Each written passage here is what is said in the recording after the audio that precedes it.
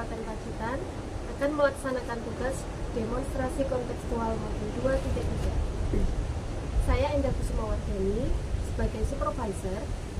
Selanjutnya sebelah kanan saya ada Ibu Teti Fitriani sebagai coach. Sebelah kiri saya ada Ibu Nining Yuryanti sebagai coach. Assalamualaikum Bu Teti. Waalaikumsalam Bu Indah. Bagaimana kabarnya hari ini? Alhamdulillah baik ya. Bagaimana kabar Bu Indah sendiri? Saya juga alhamdulillah baik. Bu Teti, hari ini saya akan mengamati Bu Teti untuk melakukan coaching dengan rekan sahabat Bu Teti ya. Iya, Alhamdulillah. Sudah siap Bu Teti? Siap Indah. Ya, namun sebelum Bu Teti melakukan coaching, saya akan sedikit berbincang terlebih dahulu dengan Bu Teti ya. Iya, siap Indah. Saya akan mendiskusikan terkait rubrik penilaian yang mana nanti akan dilakukan oleh Bu Teti ketika proses coaching ya. Jadi nanti saya akan mengamati bagaimana Bu Teti melakukan coaching, apakah sudah sesuai dengan alur kita atau belum, terus memberikan pertanyaan berbobot kepada coaching, serta bagaimana coaching merespon jawaban atas pertanyaan dari Bu Teti ya. Dan jangan lupa hal yang penting juga terkait dengan prinsip coaching, bahwa Bu Teti harus memperhatikan terkait dengan kemitraan ya, proses berpikir kreatif, serta bagaimana Bu Teti nanti menggali potensi coachingnya Bu Teti ya. Baik. Ya. Selanjutnya saya akan memberikan pertanyaan nih Bu Teti. Kira-kira apa saja kompetensi yang ingin Bu Teti kembangkan dari proses coaching ini? Kompetensi yang ingin saya kembangkan yang pertama present atau kehadiran dulu ya. Kemudian yang kedua nanti memberikan pertanyaan berbobot, serta yang ketiga adalah mendengarkan aktif. Itu dulu. Kira-kira bagian kompetensi mana yang secara spesifik nanti Bu Teti ingin saya amati dalam proses coaching tersebut? Kompetensi sebenarnya ketiganya ini kompetensi yang sangat penting ya Bu Indah ya. Tapi ketika saya harus memilih beberapa kompetensi, mungkin yang saya anggap lebih penting, yang paling penting ya Bu Indah ya, itu nanti mendengarkan aktif dan memberikan pertanyaan berbobot. Karena menurut saya mendengarkan aktif itu merupakan salah satu bentuk menghargai seseorang ketika sedang diajak berbicara ya Bu Indah ya. Kemudian memberikan pertanyaan berbobot dengan harapan pertanyaan yang saya berikan nanti mampu menggali solusi dari masalah yang sudah dihadapi oleh coach tersebut. Begitu Bu Indah. Ya, nanti saya akan mengamati yang lebih spesifik, berarti terkait dengan mendengarkan aktif dan juga memberikan pertanyaan berbobot Bu Teti kepada coaching. Ya, kira-kira apa indikator ketercapaian dari tujuan pengembangan yang diinginkan oleh Bu Teti dari proses coaching ini? Tentunya ketika saya melakukan proses coaching kan coaching memiliki beberapa problem ya Bu Indah. Tentunya dengan proses coaching ini coaching ingin mempunyai solusi dari masalah yang sedang dihadapinya. Jadi harapan saya nanti dengan adanya coaching ini coaching mampu menemukan solusi terhadap masalah yang sedang dihadapi. Begitu Bu Indah. Baik, Bu Teti bisa langsung ya melakukan kegiatan coaching dengan coaching Bu Teti. Harapannya semoga kegiatan coaching ini nanti berjalan lancar. Oke Bu, silakan. Terima kasih Bu Indah.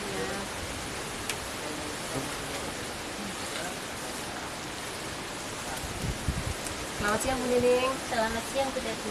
Ya, sebelumnya Assalamualaikum warahmatullahi wabarakatuh. Waalaikumsalam warahmatullahi wabarakatuh. Bagaimana kabar Bu Nining? Alhamdulillah kabar saya baik Bu Teti. Bagaimana dengan Bu Teti? Alhamdulillah Bu Nining, saya juga baik sekali hari ini.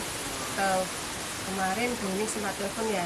Iya Bu. Kemudian meminta untuk bertemu. Betul ya Bu Nining ya. Nah, dan pada hari ini saya pilihkan tempat yang mungkin bisa sekaligus merileks pikiran ya Bu ya. Iya Bu. Saya pilihkan tempat yang sejuk, kemudian juga pemandangannya yang indah, dengan harapan nanti selain kita melakukan coaching juga dapat merefresh pikiran kita dari kepenatan bekerja ya Bu ya. Iya Bu Teti. baik ini. Kita nanti ada beberapa waktu, beberapa menit untuk kita berbincang-bincang. Kira-kira apa nih masalah yang sedang dihadapi Bu Nining? Baik, Bu Teti. Kemarin itu saya telepon karena keluar kelas itu kok saya tidak semangat gitu sih. Saya utamanya saat mengelola kelas, gitu, pengelolaan kelas itu disebabkan karena salah satu murid saya ini ada yang suka mengganggu temannya, Bu. Jadi kalau di kelas itu saat kegiatan pembelajaran sedang fokus-fokusnya, ada satu siswa nanti yang misalnya menjahili temannya, pensilnya diambil atau membuat suara-suara yang menarik perhatian temannya. Jadi kegiatan pembelajarannya kurang fokus, Bu. Oh, jadi di kelas Bu Nining sedang menghadapi masalah ada anak yang mengganggu temannya ya Bu ya, Iya, sehingga kondisi kelas Bu Nining tidak kondusif seperti itu. Iya, betul, Bu. Nah, jadi kira-kira kalau di rating ya Bu ya, rating 1 sampai 10 itu berada di level berapa itu kondisi kelasnya Bu Nining yang seperti itu? Untuk saat ini rating kegiatan pembelajaran untuk fokusnya ya Bu, saya kira masih berada di level 5 atau 6 kira-kira. Level 5 atau 6 ya Bu ya? Iya. Kemudian apa yang sudah Bu Nining lakukan selama ini untuk mengatasi anak yang suka mengganggu tersebut? Untuk hal-hal yang sudah saya lakukan ya, yang terutama saya sudah mengingatkan Bu untuk anak tersebut agar tidak mengganggu temannya, karena kan kasihan temannya itu yang mau fokus belajar akhirnya jadi terganggu karena dia itu sukanya mengajak untuk bermain saja gitu. Selain mengingatkan juga saya sudah kadang memberikan tugas yang mungkin berbeda untuk dia Bu. Dia kan itu suka aktif ya Bu. Anaknya lari ke sana kemari gitu. Jadi saya memberikan kegiatan mungkin tugasnya nanti yang berbeda dengan anak lain. Kalau anak lain mungkin menulis hasil pengamatannya. Nah, kalau dia itu langsung misalnya saya suruh langsung untuk presentasi depan kelas seperti itu. Jadi selama ini Bu Nining juga sudah mengupayakan ya supaya anak tadi tidak mengganggu. Iya, sudah betul. diingatkan, sudah diberikan tugas yang berbeda sesuai dengan gaya belajarnya ya Bu. Iya. Kemudian apa yang Bu Nining inginkan dari bincang-bincang kita hari ini? Ya, tentu saja saya itu ingin agar kelas saya itu saat pembelajaran jadi lebih fokus Bu. Tentunya dengan menyelesaikan masalah yang saya hadapi ini. Mungkin anak tersebut perlu kebutuhan yang perlu dia dipenuhi, jadi dia melakukan hal-hal yang bisa mengganggu temannya. Saya minta untuk kita berdiskusi agar saya kembali bisa menemukan solusi dari masalah saya ini. Ya, jadi Bu Nining ingin mencari solusi dari masalah yang Bu Nining hadapi ya. Iya. Untuk masalah yang sedang dihadapi Bu Nining ini terkait dengan anak yang suka mengganggu. Kira-kira harapan Bu Nining dengan melalui bincang-bincang seperti apa nanti kondisi yang Bu Nining akan capai? Ya, untuk kondisi yang saya harapkan itu ya tentunya dengan kegiatan ini saya bisa mendapatkan solusi dari solusi dari masalah saya, hingga kegiatan pembelajaran di kelas saya ini lebih fokus lagi Bu. Jadi tujuan pembelajaran saya itu bisa tercapai, anak-anak bisa belajar dengan senang, kemudian tujuan pembelajaran tercapai tanpa diganggu oleh anak yang usil. Kira-kira kalau di rating dari 1 sampai 10 kondisi yang diharapkan Bu Nining itu berada di level berapa?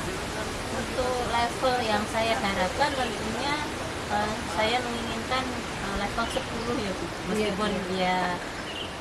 Meskipun itu mungkin tidak tercapai, ya paling tidak saya bisa mencapai level 8 atau 9 itu pun saya sudah sangat-sangat bangga Bu, bisa sampai di level itu. Harus semangat ya Bu Nining ya. Iya. Semangat apapun yang terjadi, harapan itu harus tinggi begitu ya. Iya Bu. Kemudian Bu Nining, kira-kira untuk mencapai level yang Bu Nining inginkan, apa nih yang akan dilakukan Bu Nining? Iya. Untuk hal-hal yang akan saya lakukan itu saya mengikuti kegiatan pengembangan diri Bu.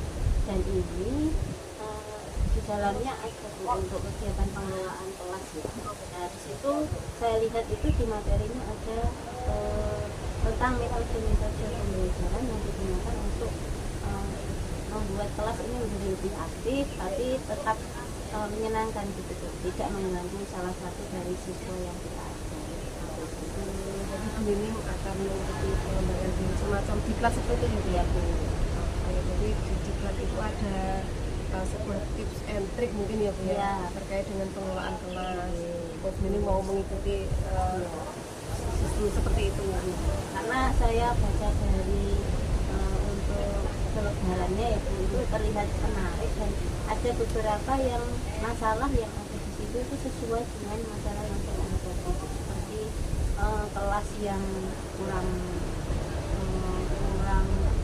fokus dalam pembelajaran. Nah itu dengan menggunakan metode pembelajaran yang ada pada pengembangan diri. Jadi ini metode pengembangan diri. Siapa saja yang akan pembimbing libatkan untuk kegiatan pengembangan diri tersebut? Nah, untuk kegiatan pengembangan diri ini tentunya kan saya juga pasti memerlukan rekan sejawat rekan sejawat ini agar saya bisa melakukan refleksi dan mendapat umpan balik dari apa yang sudah saya lakukan.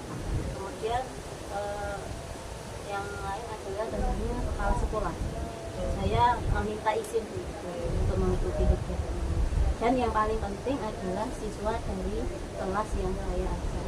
Mereka adalah salah satu tempat saya untuk mengaplikasikan ilmu yang sudah saya dapat. Apakah benar metode ini bisa meningkatkan fokus dari anak-anak saya? Jadi pembimbing akan melibatkan rekan sejawat, kemudian kepala sekolah, tentunya anak-anak juga dilibatkan ya Bu. Iya. Baiklah, pembimbing kira-kira untuk melakukan rencana pembimbing kira-kira butuh waktu berapa lama Bu? Untuk kita sendiri itu kira-kira mungkin 1 bulan itu. Dan itu ada tahapannya. Di antaranya ya ada kegiatan belajar mandiri, kemudian ada implementasi kegiatan dan juga aksi nyata. Nah, itu mungkin kurang lebih 1 bulan. Jadi butuh waktu sekitar 1 bulan ya Bu ya? Iya Bu. Kemudian ini kapan pembimbing akan mulai rencana aksi pembimbing tersebut? Nah, untuk rencana mengikuti kegiatan pengembangan diri ini akan dilaksanakan minggu depan Bu, karena jadwalnya sesuai dengan jadwal yang saya dapat itu adalah minggu depan. Jadi saya ikut untuk kegiatan gelombang pertama itu minggu depan. Oh, jadi di minggu depan ini kan akan ada diklat ya Bu ya, yang akan diikuti baik pembimbing. Kira-kira komitmen seperti apa yang akan pembimbing lakukan supaya kondisi yang sudah Ibu ini rencanakan tersebut dapat berjalan sesuai dengan kehendak pembimbing? Ya, tentunya komitmen ini yang saya lakukan adalah mengikuti kegiatan kita ini sesuai dengan jadwal yang sudah ditentukan. Jadi saya bisa tahu tahap-tahapan untuk mengikuti kegiatan ini dan mengimplementasikannya sesuai dengan tahapan yang sudah saya pelajari. Dan harapannya semoga setelah mengikuti ini kemudian saya melakukan aksi nyata, nah ini dapat meningkatkan lagi fokus pembelajaran siswa saya, sehingga tidak ada lagi anak yang mengganggu temannya karena dia fokus untuk belajar sendiri. Komitmen pembimbing mengikuti kegiatan pengembangan diri sesuai dengan jadwal begitu ya Bu ya. Ini kita sudah di penghujung bincang-bincang nih Bu. Kira-kira apa saja yang pembimbing dapatkan dari bincang-bincang kita hari ini? Ya, saya tanpa saya sadari itu ternyata saya sudah mempunyai jawaban dari masalah saya gitu ya. Yang awalnya saya masih bingung kepada siapa saya akan mencari solusi, itu saya meminta solusi. Nah, ternyata saya setelah berbincang dengan seperti ini, oh ternyata ini apa yang saya rencanakan itu bisa untuk menghadapi masalah yang saya hadapi. Jadi nanti beberapa waktu depan kita bisa bincang-bincang lagi ya Bu ya. Saya tunggu hasil dari kegiatan rencana aksinya seperti apa. Nanti kita bincang-bincang lagi ya Bu ya. Tentunya saya akan menyampaikan nanti apakah kegiatan yang saya lakukan bisa berdampak pada saya. Nanti saya juga akan minta saran dan juga umpan balik ke Bupati bagaimana saya bisa mengelola kelasnya dengan lebih baik lagi. Tentunya nanti yang ingin saya dengar adalah kabar baik dari rencana aksi Bu Nining ya, seperti ya Bu. Untuk bidang-bidang kali ini mungkin cukup ya Bu Nining ya. Oke, terima kasih Bu Nining. Akhirnya wassalamualaikum warahmatullahi wabarakatuh. Waalaikumsalam warahmatullahi wabarakatuh.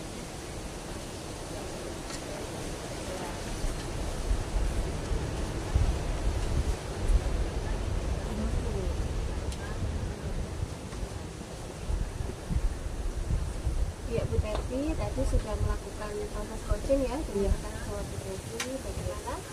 Apakah berjalan lancar Bu? Alhamdulillah Bu Indah, semua berjalan dengan lancar.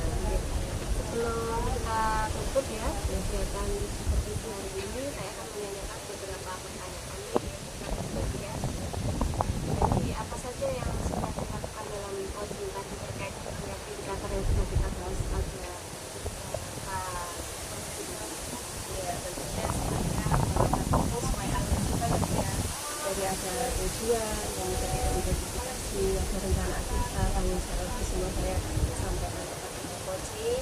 Dan tentunya saya juga memberikan pertanyaan bertutur bagaimana saya menggali ide dari coaching sehingga dia mampu menemukan solusi dari masalah yang sedang dihadapi. Seperti itu Bu. jadi saya juga sudah mengamati proses coaching ini dan memang saya tadi sudah melihat bahwa di dalam proses coaching itu sudah mengikuti alur cerita ya, terus tadi juga sudah menjadi pendengar yang aktif dan juga memberikan pertanyaan-pertanyaan yang pokok pada coaching Bupati. Dengan demikian Bupati bisa menggali potensi yang dimiliki oleh coaching Bupati sehingga coaching Bupati sendiri yang bisa